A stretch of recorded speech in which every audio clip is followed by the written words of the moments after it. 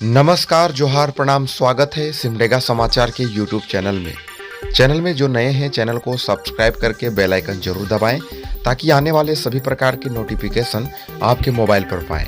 चलिए दिन की छोटी बड़ी तमाम खबरों से आपको कराते हैं रूबरू। तब तक आप बने रहें और जानें सिमडेगा जिले की हर प्रखंड की छोटी बड़ी तमाम खबरें।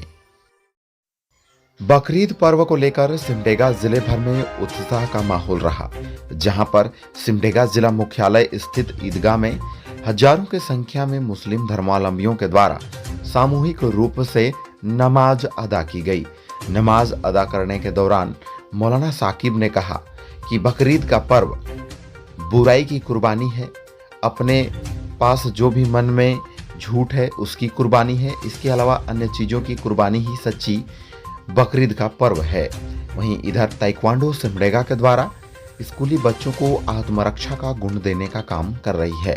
इसी के तहत घोचटोली स्कूल में भी आत्मरक्षा के गुण स्कूली बच्चों को दिया गया, जहां पर प्रशिक्षक के रूप में मणि कुमारी उपस्थित रहकर बच्चों को जानकारी दी। घुड़ती रथ का आयोजन जिले के कई क्षेत्रों में हुआ, जहां पर सिमडेगा के तामड़ा में भी धूमधाम तरीके से घुड़ती रथ का आयोजन किया गया।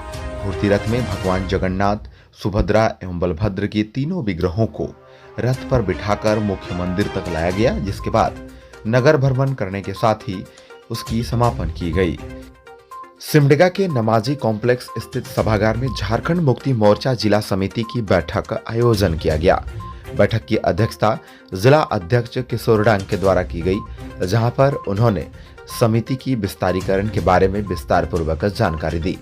साथ ही इधर रामरेखा धाम में भी घुड़ती रथ का आयोजन किया गया, जहां पर धाम के महंत उमाकांत जी महाराज की मौजूदगी में मौसी बाड़ी से निकालकर तीनों विग्रहों को मुख्य रथ पर बिठाया गया, जिसके बाद सभी लोगों ने रथ को खींचते हुए मुख्य मंदिर तक लाया, जहां पर तीनों विग्रहों को पुनः स्थापित कर माथा टेक आशीर्वाद लिया गया।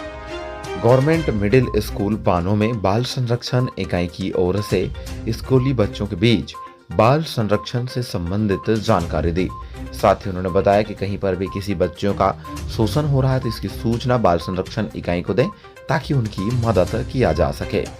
सिमडेगा में मुझे कुछ करना संस्था की ओर से अग्निपथ स्कीम को लेकर युद्ध स्तर पर युवाओं को तैयारी करा रही है।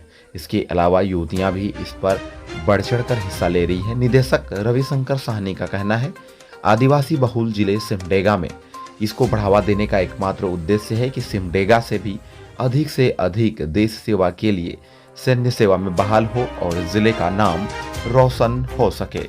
झारखंड मुक्ति मोर्चा जिला समिति की ओर से बोलबा में बैठक करते हुए प्रखंड कमेटी का विस्तार कर दिया गया है, जहां पर वीरेंद्र बड़ाइक को प्रखंड अध्यक्ष बनाया गया है, जबकि अन्य सदस्यों को भी इस पर जोड़ा गया है।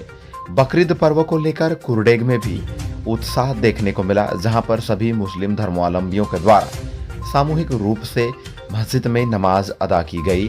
मौके पर सुरक्षा को लेकर कुरडेग पुलिस एवं प्रशासन मौके पर तैनात रही ताकि लोगों को दिक्कत ना हो।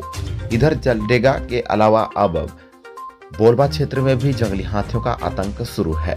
जैसे ही किसान फसल शुरू कर रहे हैं, जंगली हाथी घरों में आकर मकानों को तोड़फोड़ कर नष्ट कर रहे हैं। समसेरा पंचायत के मुखिया पहुंचकर वहां पर ग्रामीणों की समस्या सुनी और वन विभाग से उचित मुआवजा दिलाने की बात कही। साथ ही इधर सिमडेगा के कोलेबीरा में सड़क हादसे में एक युवती घायल हो गई। घायल युवती को बेहतर इलाज के लिए सिमडेगा सदर अस्पताल पहुंचाया गया है, जहां पर उसकी इलाज चल रही है। बताया गया युवकों के द्वारा मोटरसाइकिल से धक्का मारा गया था। जंगली हाथियों का आतंक टिटीटांगर के केरिया क्षेत्र में भी जारी है, जहां पर प्रखंड प्रमुख एवं पश्चिमी जिला परिषद अजय एक्का के द्वारा जाकर पीड़ित परिवार से हालचाल जाना, जिसके बाद मुआवजा स्वरूप उन्होंने चावल देकर आर्थिक मदद की। टिटीटांगर रेफरल अस्पताल में महिलाओं के बीच जांच शिविर का आयोजन कर कुल 67 महिलाओं का जांच किया गया। बताया गया इस दौरान हीमोग्लोबिन, ब्लड शुगर सहित सभी चीजों की जांच करते हुए उन्हें स्वस्थ रहने की सलाह दी है। केंद्रीय मंत्री अर्जुन मुंडा के द्वारा बागडेगा के नए पावर सब स्टेशन का उद्घाटन करने के बाद केरसी प्रखंड वासियों में खुशी का माहौल है। केरसी प्रखंडवासियों का कहना है कि लंबे समय से कुरुडेग से लाइन मिलती थी तो दिक्कतों का सामना करना पड़ता था। अब एक बार अपना क्षेत्र में सब स्टेशन बनने से निर्बाध तरीके से बिजली बहाल हो सकेगी। प्रखंड टेटांगर के प्रमुख विपिन के द्वारा लगातार क्षेत्र भ्रमण करने का काम कर रहे हैं। इसी के तहत अपने क्षेत्र के एक आंगनबाड़ी पहुंचे, जहां पर उन्होंने आंगनबाड़ी की जर्जर व्यवस्था को देखकर नाराजगी व्यक्त की और कहा, भ्रष्टाचारियों के द्वारा बच्चों की आंगनबाड़ी को भी नहीं छोड़ा गया है। सिमडेगा में 29वां वीर शहीद थॉमस सोरेंग फुटबॉल टूर्नामेंट को लेकर आयोजन समिति के द्वारा लगातार बैठकों का दौर जारी है। साथ ही बताया गया कि 10 जुलाई से लेकर 18 जुलाई तक नामांकन होगी, जिसका शुल्क 1500 रुपये है, जिसमें प्रथम पुरस्कार 1 लाख है और द्वितीय 50,000 रुपये रखे गए हैं।